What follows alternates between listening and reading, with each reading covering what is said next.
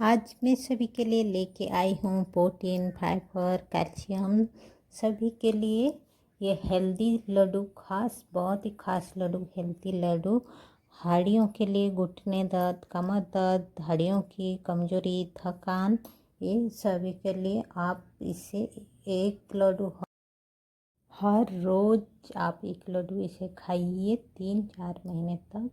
ये बहुत ही फायदेमंद होता है, ये टेस्टी भी है, हेल्दी भी है। आप इसे एक बार बना के आप 3-4 महीना तक इसे स्टोर करके भी रख सकते हैं। हेलो फ्रेंड्स, आप सभी का हमारे आई किचन में स्वागत है। चलिए इसे बनाना शुरू करते हैं। मैं ये अपने के लिए भी एक ही बार में बना के रख देती हूँ। सारे लड्डू 3-4 महीने तक स्टोर कर देती हूँ। गैस ऑन करके कढ़ाई गरम कर लिए। ये हमने लिया खजूर। खजूर को इस तरह से उसका बीज को निकाल के इसे हम इस तरह से काट लिए हैं ताकि इसे हम ग्राइंड करने में आसान हो, इसीलिए इस तरह से छोटे छोटे पीसेस काट लिए हैं। अब इसे हल्की सी थोड़ी सी भून लेनी है, यानी ड्राई कर लेनी है। इस तरह से इसे सूखा ही इसे भूननी है, तेल वगैरह कुछ नहीं डालनी है, ना ही तेल या घी कुछ नहीं डालनी है। इस तरह से ये देखिए हमारा भुन गया है। इस तरह से भी भून लेनी है। भूनने के बाद इसे एक प्लेट में निकाल लीजिए। ये हमने निकाल लिए। सेम कढ़ाई में उसी में हम डालेंगे बादाम, आलमंड यानी आलमंड, इसे भी इस तरह से भून लेनी है। बादाम को जब भूनते हैं ना, इसके आप आवाज़ सुनेंगे, चट चट से आवाज़ आती है, तो समझ लीजिए कि हमारे बादाम भुन गई है। तो इसी तरह ये हमारे बादाम भुन गए हैं। इसे भी प्लेट में निकाल लेनी है। हमने सभी को ड्राई फ्रूट्स को सूखा ही भून रहे हैं ताकि सूखा भुनने से अच्छी से ग्राइंड हो जाती है, इसीलिए इसे सूखा भून रहे हैं। सेम उसी प्लेट में ही हमने लिया मूंगफली। मूंगफली को भी इसी तरह से भून लेनी है। ये मूंगफली भी हमारी भुन गई है। सेम उसी प्लेट से हमने लिया है 1 कप काजू। काजू को भी इसी तरह से भून लेनी है। ये भी भुन गई है, इसे भी निकाल लेनी है। इसी तरह हमने भूनते जाएंगे, एक एक प्लेट में निकाल के रखते जाएंगे, ठंडा होने देंगे। अब ये हमने लिया मखाना। मखाना हम ले रहे हैं उसका डबल, यानी 2 कप मखाना ले रहे हैं। मखाना को भी हल्की सी ड्राई रोस्ट करनी है, इसे भी ज़्यादा भुननी नहीं है, बस थोड़ी सी कड़कपन जो होती है ना, उसी तरह इसे सेम उसी तरह से इसे भी भुननी है। कड़क होनी चाहिए ताकि इससे हम ग्राइंड करने में आसान हो, इसीलिए इस तरह से इस सभी को हम भून रहे हैं। अब ये हमारे मखाना भी भुन गई है। अब इसमें हम ऐड करें 1/2 कप पम्पकिन सीड्स। अब इसे भी भून लेनी है। ये सब ना हड्डियों के लिए बहुत ही अच्छा है, बहुत ही फायदेमंद होता है ये सब। अब इसे भी थोड़ी सी भून लेनी है।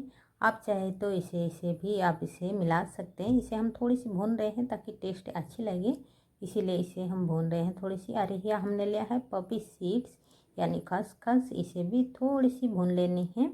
ये सब चीज़ तो भुनना ज़रूरी नहीं है, लेकिन थोड़ी सी भुनने से टेस्ट अच्छी लगती है, इसीलिए इन सभी को हम भून रहे हैं। तो आप चाहे तो ऐसे भी इन सभी को ऐड कर सकते हैं। ये सब हमने भून लिए। अब ये हमने लिए है नारियल। नारियल सूखा वाला जो नारियल मिलता है ना, तो उसी को हमने इस तरह से ग्रेट कर लिए हैं। ग्रेट करके इसे हम भून रहे हैं। आप चाहे तो फ्रेश नारियल भी डाल सकते। फ्रेश नारियल क्या होता है ना, ज़्यादा दिन आप लड्डू को रख नहीं सकते हैं, इसलिए फ्रेश नारियल नहीं रहे। ये सब हमारा भुन गया है, इन सभी को ठंडी करने के लिए छोड़ देंगे। अब इसी कढ़ाई में हमने लिया है अब घी हमने लिया 1 बड़े चम्मच। अब इसमें हम डालेंगे किशमिश। किशमिश को घी में भूनने से ना अच्छी लगती है, तो इसीलिए इसी तरह से किशमिश को भी इसे हम थोड़ी भून रहे हैं घी में। अब ये देखिए हमारे किशमिश भी भून गई है। किशमिश को भी आप ऐसे ही डाल सकते हैं या इसी तरह से इसे भी भून के भी डाल सकते हैं। अब इसी तरह से सभी से निकालते जाएंगे और डालते जाएंगे।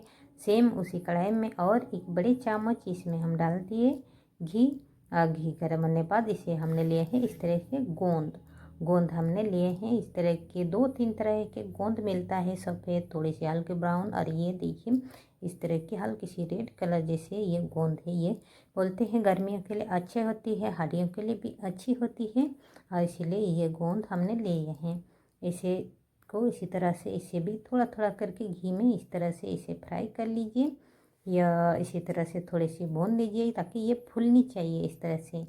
ये देखिए इस तरह से फूल रहे हैं ना, इसी तरह से गूंद फोड़नी चाहिए। ये गर्मियों के लिए ये वाला जो लाल वाले होते हैं ना, गर्मियों के लिए अच्छी होती है। सर्दियों में जो सफ़ेद वाला होती है वो अच्छी होती है सर्दियों के लिए।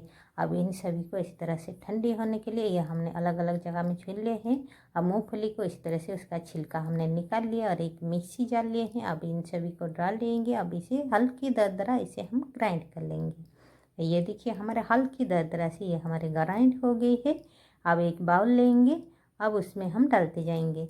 इसी तरह सभी को हम ग्राइंड करते जाएंगे। अब डालते जाएंगे, सभी को इसी तरह से ग्राइंड कर लेनी है। आप चाहे तो इन सभी को हल्की दरदरा कूट के भी आप इसे मिला सकते हैं। हमने इसी तरह से ग्राइंड कर लिए हैं ताकि बच्चे इसे खा सकें। यानी बच्चे इस तरह से दरदरा रहने से ज़्यादा तो बच्चे खाना नहीं चाहते हैं, तो इसीलिए इस तरह से थोड़ी सी हमने ग्राइंड करके इस तरह से दरदरा पाउडर बना के इसे हम तैयार कर लिए हैं। ये देखिए इस सभी को इस तरह से अच्छे से मिक्स करके इसे साइड करके रख लेंगे। एक कढ़ाई हमने गरम कर ली। अब इसमें हम डालेंगे चीनी। अब ये देखिए एक प्लेट ले हैं, उसी प्लेट में हम ले रहे हैं 3 बड़े प्लेट ये हम ले रहे हैं चीनी।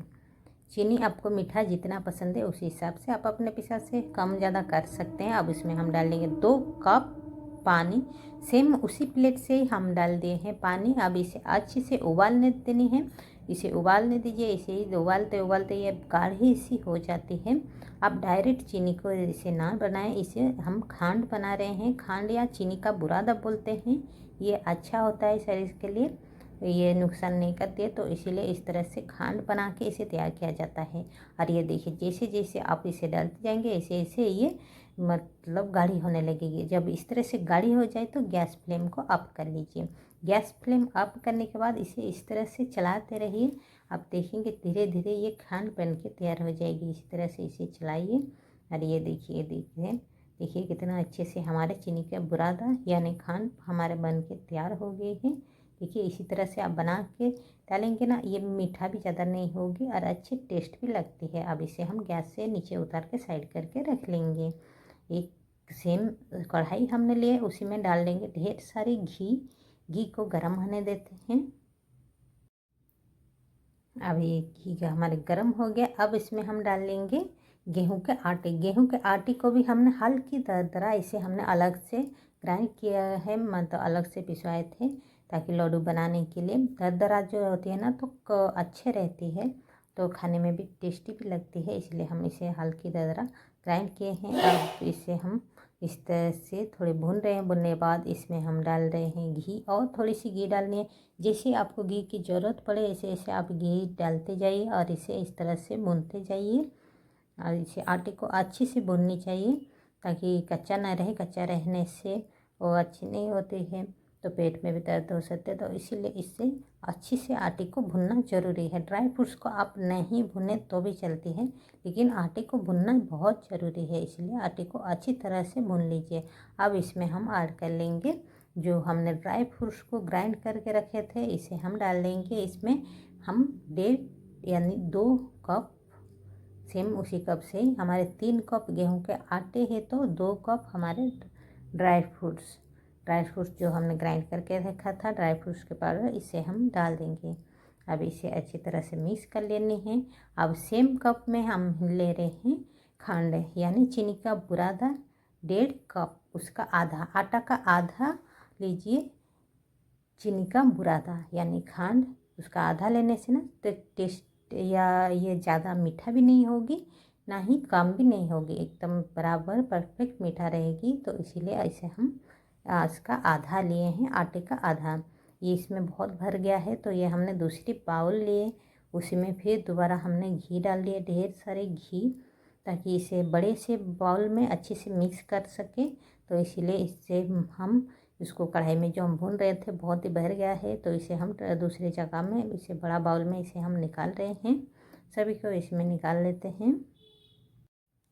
कढ़ाई थोड़ी सी छोटी पड़ गई तो इसीलिए हम ये बड़ी सी बाउल लिए हैं, बड़ी सी बाउल में इसे हम इस सभी को इसमें निकाल लिए। अब इन सभी को इसमें भून लेंगे अच्छी तरह से, इस तरह से अच्छी से मिलानी है इस तरह से। अब इसमें हम ऐड करेंगे इसके टेस्ट के लिए 1 बड़े चम्मच काली मिर्च पाउडर, 1 बड़े चम्मच इलायची पाउडर, अब 1 बड़े चम्मच सौंठ के पाउडर। ये सेहत के लिए बहुत ही फ़ायदेमंद होता है। जो हड्डियों के लिए, हड्डियाँ कमज़ोर रहती है वो सब के लिए भी बहुत ही अच्छी रहती है, इसीलिए हम इसमें ऐड कर रहे हैं। आप चाहें तो सौंफ का पाउडर भी इसमें ऐड कर सकते हैं। हमने इलायची पाउडर ऐड किए तो इसीलिए सौंफ का पाउडर इसमें हमने ऐड नहीं किए। तो इससे लड्डू का जो टेस्ट है, टेस्ट भी अच्छी लगेगी और खुशबू भी बहुत अच्छी लगती है। आप जब घर पे बनाएंगे ना तो देखेंगे बहुत ही टेस्टी और बहुत ही खुशबू बनके तैयार होती है। इसे हमने गैस से नीचे उतार लिए। अब इसे इस तरह से लड्डू तैयार कर लेनी है। इसे हल्की सी गरम गरम जब रहे तभी लड्डू तैयार करनी, नहीं तो आपके लड्डू अच्छे से बनेंगे नहीं। और इसी तरह से हम सभी लड्डू को तैयार कर लेंगे, फिर हम दिखाएंगे। और ये देखिए हमने इसी तरह से सभी लड्डू का हमने जो एक ही बार में हमने तैयार किए थे वो लड्डू हमने बना के इसे तैयार कर लिए हैं।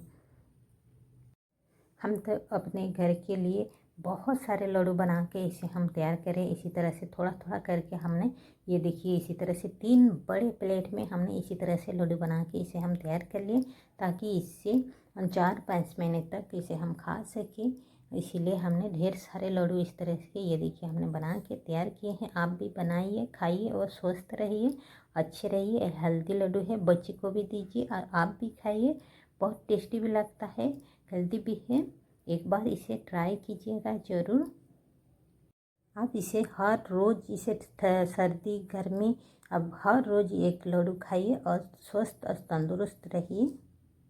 इस लड्डू को सुबह सुबह खाइए हर रोज़, ये सेहत के लिए बहुत फ़ायदेमंद है। एक बार इसे ट्राई कीजिएगा ज़रूर। आई होप कि मेरी वीडियो आपको अच्छी लगी होगी, हेल्पफुल होगी। तब तक हमारे चैनल को लाइक, सब्सक्राइब, शेयर और बेल आइकन बटन को दबा दीजिए, ताकि हमारे नोटिफिकेशन सबसे पहले आपके पास पहुंच जाए। अब ये देखिए हमने इसी तरह ये हमने बड़े से कंटेनर लिए हैं। इस तरह से बड़े से कंटेनर में इसे हम रख रहे हैं। आप इस तरह से बड़े वाला डिब्बा लीजिए, नहीं तो इस तरह से कंटेनर लीजिए और इसमें रखिए और 4-6 महीने तक